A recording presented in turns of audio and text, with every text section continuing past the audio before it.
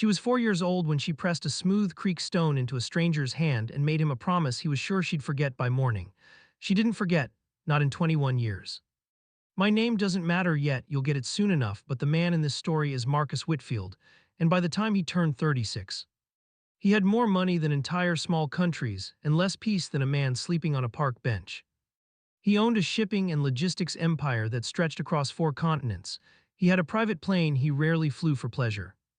He had a stone and glass house on a ridge outside Asheville, North Carolina, so big that his own footsteps bounced off the walls when he walked through it at night. Like the house was mocking him for being the only living thing inside it. 4 years earlier, a small charter plane carrying his wife Caroline had gone down in a storm over the Smokies. She was 7 months pregnant with their son. Marcus had been in Singapore closing a deal when it happened. He never forgave himself for that, and he never really tried to. After the funeral, he did the only thing he knew how to do with grief that big. He buried it under work. 19-hour days, board calls at 2 a.m. He told himself the exhaustion was strategy. It was a man trying to outrun a house that was too quiet. His housekeeper, Alina Reyes, had worked for him almost 2 years by then. She was 33, sharp-eyed, endlessly practical, the kind of woman who noticed things and said nothing about most of them. She'd come to the States from Honduras with a suitcase, a rosary, and a 2-year-old daughter named Daniela Danny. Everyone called her, after Danny's father decided fatherhood wasn't for him. Alina cleaned the Whitfield house 5 days a week. On the days her sister couldn't watch Danny, she brought her along and tucked her into the corner of the kitchen with a coloring book and a box of broken crayons. Marcus barely registered the child existed. He barely registered anything those days. That changed on a wet Thursday in October. Marcus came home at 4 in the afternoon, unheard of for him, planning to disappear into his study and skip dinner entirely, the way he skipped most things that required being a person. He was crossing the east hallway when he heard small sneakers slapping against the marble, and before he could sidestep, a small body collided with his shins. He looked down. A little girl with a cloud of dark curls, still damp from playing near an open window, stared up at him with eyes too big for her face. She was holding out a crumpled piece of construction paper like it was made of gold. "Mister," she thrusted at him. "I made you this." He opened his mouth to brush past her. He had a call in 6 minutes, but nothing came out. Instead, he did something he hadn't done in longer than he could remember. He crouched down to her level and took the paper. It was a drawing, 2 stick figures, one tall, one small, standing side by side under a lopsided yellow sun. Above them, in shaky, backward letters that someone had clearly helped her sound out one at a time, it said, "You don't have to be sad." Something in his chest cracked clean down the middle. Alina came sprinting around the corner, apron still on, face flushed with mortification. "Mr. Whitfield, I am so sorry." She slipped out of the kitchen for 1 second. It's fine," he said, and his voice came out rougher than he meant it to. He was still holding the drawing like it might dissolve if he moved too fast. "She made this for me. She doesn't understand that grown-ups need their. She's not bothering me." He looked at the girl, who was watching him with the unfiltered patience only small children have. "Thank you, Danny. This might be the best thing anyone's given me in years." Danny grinned, gap-toothed, missing both front teeth, and then, with the sudden gravity only a toddler can summon out of nowhere, reached out and patted the back of his hand. "Don't be sad," she said again like it needed repeating. "I'm your friend now." Alina tried apologizing a third time. He waved it off. That night, for the first time in 4 years, Marcus Whitfield ate dinner at the kitchen table instead of alone in his study. Because a 3-foot-tall dictator in overalls had grabbed his sleeve and refused to let go until he sat down across from her. If you'd told him that night that a 3-year-old was about to rewrite the next 20 years of his life, he'd have laughed you out of the room. He wasn't laughing 3 weeks later. Something shifted in that enormous house over the following month, quietly, the way ice starts to crack before you ever hear it. Danny began hunting him down the second she arrived each morning, dragging her stuffed rabbit by one ear, demanding he admire her latest drawing or settle an argument about whether dinosaurs could swim. Marcus started coming home earlier, not because anyone asked him to, but because for the first time since Caroline died, there was something on the other side of the door worth rushing home for. Alina watched all of it with a complicated mix of gratitude and worry. She was glad her daughter was cracking light into this cold, beautiful house. But she also understood, with the clarity of someone who'd learned the hard way how the world was actually built, that she was the housekeeper and he was Marcus Whitfield. And there was a canyon between those two words that no amount of shared dinners could fill. She didn't know yet that in 6 months her whole life would tilt sideways again. She didn't know that a promise made by a 4-year-old on an unremarkable evening would end up outliving her employment, her time zone, and 2 full decades of silence. For now, she only knew one thing for certain. Her daughter had done something nobody else had managed in 4 years. She'd made a broken man laugh again. Winter rolled in, and with it came a rhythm Marcus hadn't realized he was starving for. Every afternoon around 4:30, Danny would track him down, study, garden, garage, it didn't matter, and claim his attention with the total confidence only small children possess. She taught him the correct way to stack building blocks, which mostly meant putting the biggest one on top and daring gravity to argue. She made him watch the same cartoon about a singing octopus 4 separate times, narrating every scene as if he hadn't just watched it 3 days ago. Twice she fell asleep against his shoulder mid-story, and both times Alina found him sitting frozen afterward, afraid that shifting an inch would wake her. "You don't have to let her take over your evenings, Mr. Whitfield," Alina said one night, gathering her sleeping daughter into her arms. "She's not taking over anything," Marcus said. "She's the reason I remember what a normal evening even feels like." Alina smiled and said nothing else, but she noticed things. She noticed the framed photo of Caroline had migrated from the center of his desk to a side shelf, not hidden, never hidden, just no longer the first thing he saw every morning. She noticed he laughed now, real laughter, not the practiced chuckle he used on investors. And she noticed, with a small stab of guilt every time it happened, how easy it was to imagine a version of her life that wasn't spent scrubbing someone else's floors. She was a practical woman. She understood exactly what walls existed between a billionaire and the woman who vacuumed his hallways. Walls built out of money and math, and 100 rules nobody bothered writing down because everyone already knew them. She never let the daydream go further than a stray thought. She simply tried to be grateful. Grateful her daughter had somehow stitched a grieving man back together. Grateful for the paycheck. Grateful for the small, steady kindnesses he showed them both. Fate, as it turns out, was already rearranging the furniture behind the scenes. Late February, a phone call drained the color from Marcus's face. His company's Chicago office was under federal investigation, not because of anything he'd done, but because a former business partner had spent 2 years quietly falsifying shipping manifests and skimming freight contracts. Untangling it would take months of depositions, forensic audits, and lawyers who billed by the 6-minute increment. Marcus would need to relocate to Chicago immediately, possibly for a year. Possibly longer. He told Alina the next morning, his voice heavier than she'd ever heard it. "Your position stays intact," he said. "The house needs staff regardless of where I am. My attorney will handle the paperwork. You and Danny will be taken care of. That's not up for negotiation." "Thank you, sir." "That's more than generous. I wanted to tell you myself." He hesitated, jaw working like the next sentence cost him something, "and I wanted to say a proper goodbye to Danny. She changed something in me I don't have the right words for yet. I wanted you to know that before I go." That afternoon he sat with Danny in the garden, the last patch of weak winter sun stretched thin across the grass. He explained in the smallest words he could find that he had to go away for a while. Her face crumpled, and for one terrible second he thought she'd cry. Instead, she dug into her jacket pocket and produced a smooth gray creek stone she'd been carrying around for weeks like a talisman. "Here," she pressed it into his palm.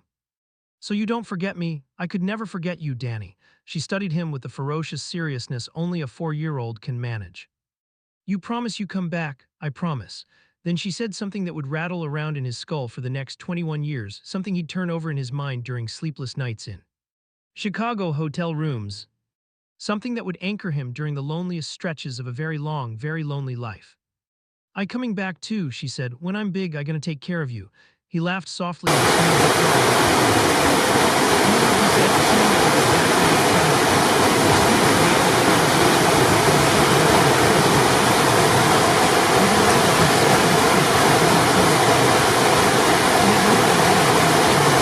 Three days later, Marcus Whitfield left for Chicago. He thought he was leaving for a year.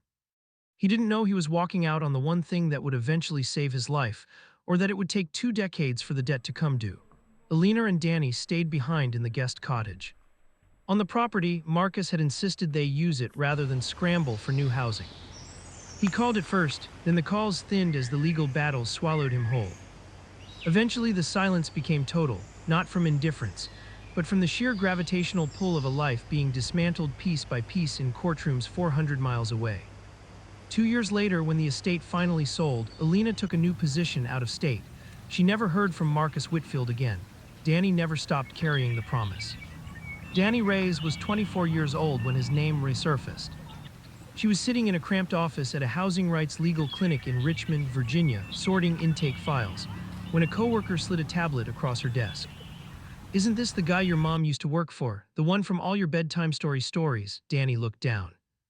Logistics magnate Marcus Whitfield steps back from company amid health concerns, holdings placed in trust. Her stomach dropped through the floor.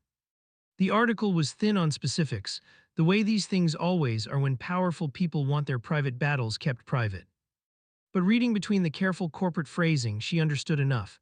Marcus Whitfield, 57 now, had been diagnosed with something serious. He'd quietly withdrawn from public life. No mention of family, no mention of anyone standing beside him. She sat frozen at her desk, memory rushing back in a flood. A man with tired, kind eyes who let a 4-year-old build lopsided towers on his mahogany desk.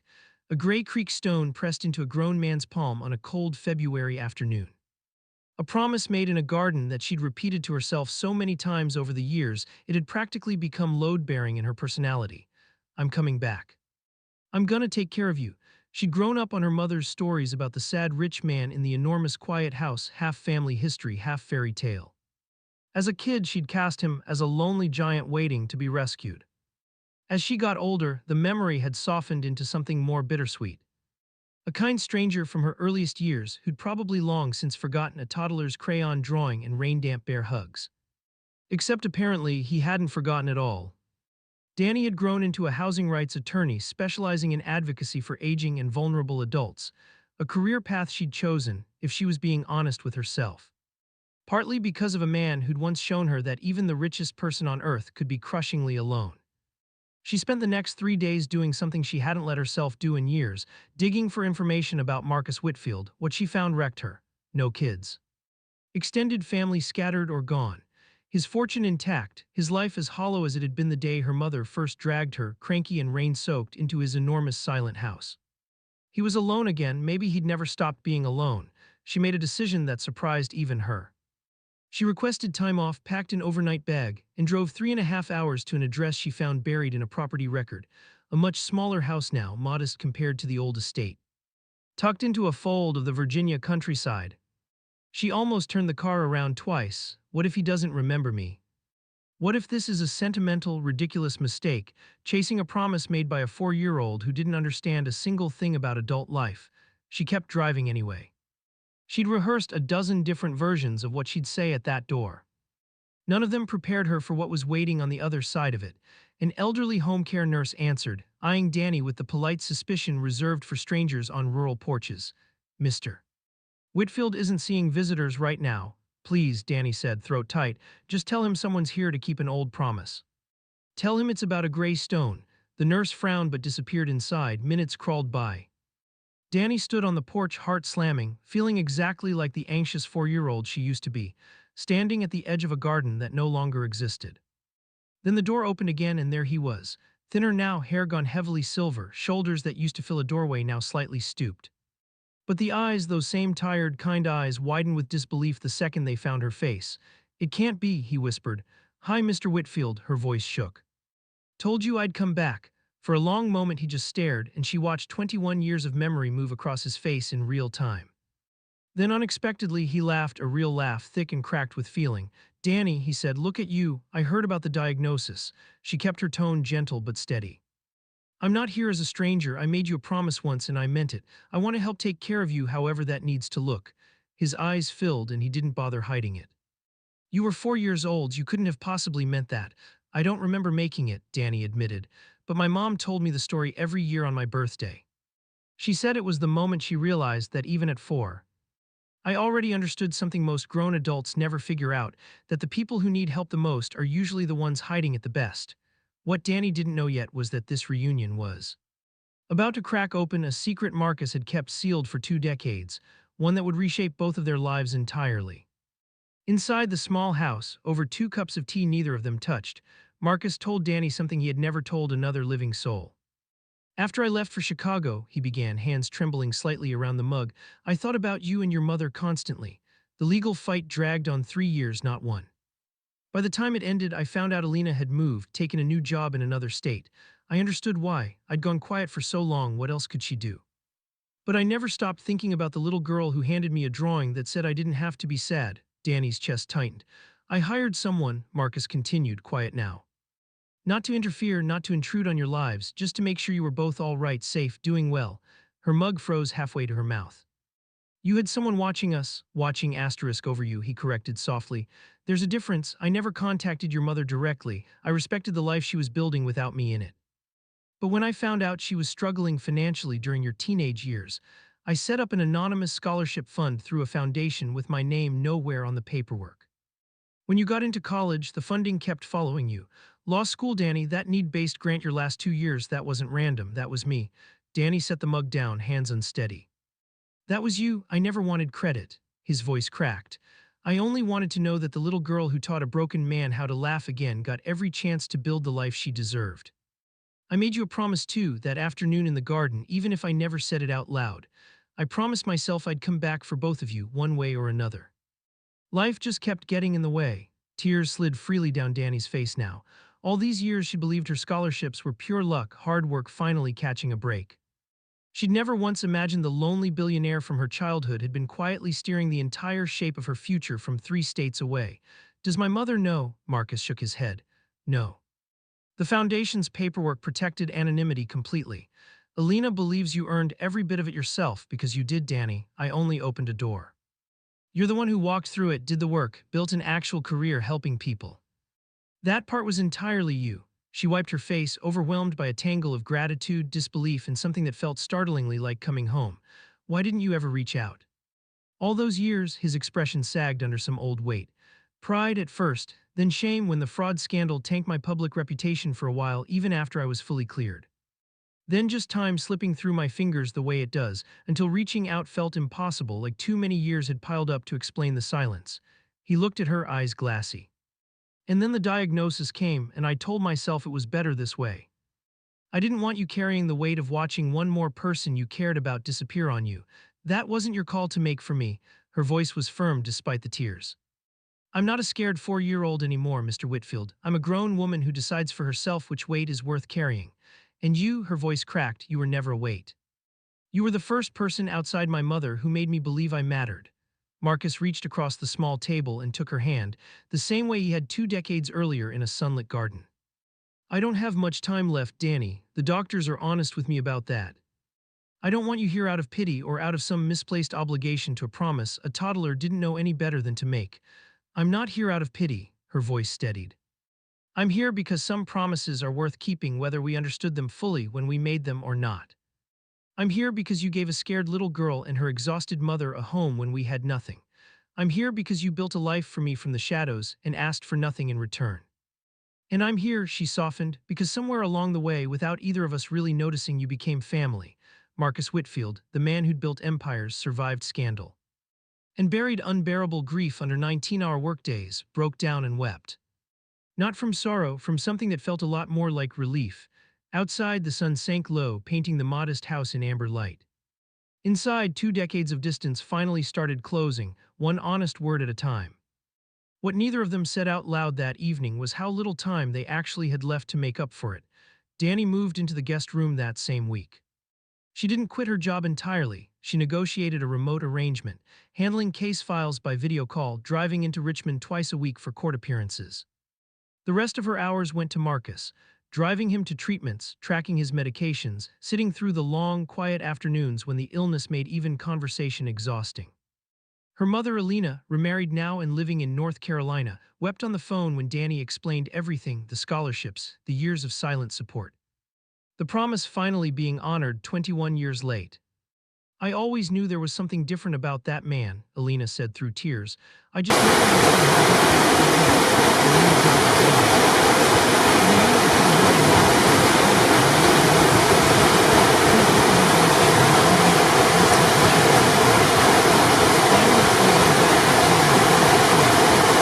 Over the following months, something quietly beautiful took shape inside that small house.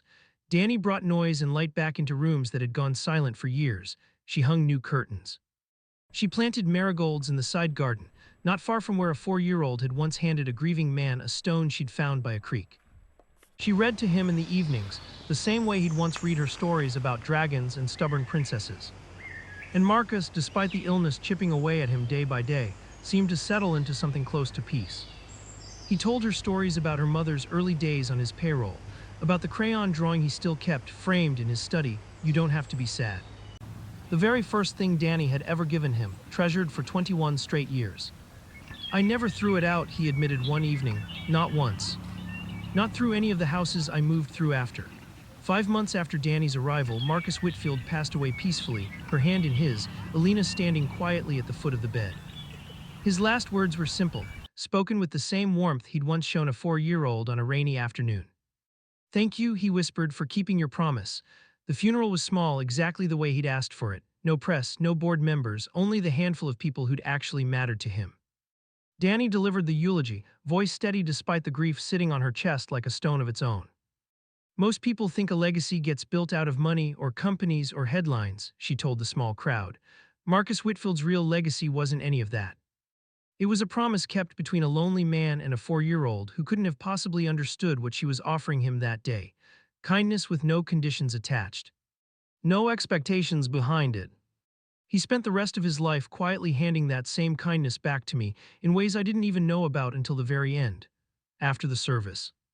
Danny learned Marcus had left the bulk of his estate to a foundation supporting single mothers and their children, scholarships, housing assistance.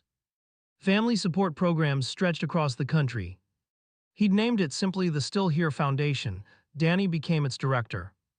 Years later, when people asked why she'd built her whole life around helping struggling families and grieving strangers find their footing again, Danny would tell them about a lonely billionaire. A hardworking single mother and a 4-year-old girl who made one small, sincere promise on an unremarkable rainy afternoon. "Promises made with a clean heart," she'd say, "even by the smallest people among us can echo across an entire lifetime. Sometimes the people who look like they have everything are the ones who need the least, just someone willing to remember them. Just someone willing to come back." On the wall of the Still Here Foundation's main office, framed behind glass where everyone could see it, hung a single crooked crayon drawing. 2 stick figures standing side by side under a lopsided yellow sun. 4 backward hand-sounded out words above them that somehow ended up rerouting 2 entire lives. "You don't have to be sad." So, if you'd made a promise like that as a kid, one you didn't even understand yet, do you think you'd have gone back to keep it 20 years later? Drop where you're watching this from. I'm genuinely curious how far this one traveled. And if this story got you somewhere in the chest the way it got me, do me a favor, like it, subscribe if you're new here, and tell me in the comments what you would have done in Danny's shoes. I'll see you in the next one.